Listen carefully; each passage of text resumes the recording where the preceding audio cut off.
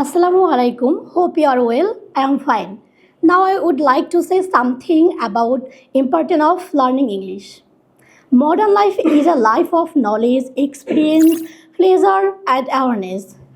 Modern life English is must. It is an international language. It is used mother language England, Australia, and America. It is used second mother language in almost all the countries. English is used international language more than 60 countries. English is used different purposes.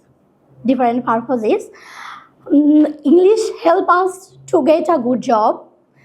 In fact, there are some jobs where fluency in English is mandatory to communicate with foreign countries people.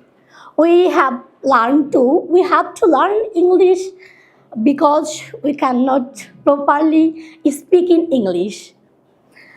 Then in international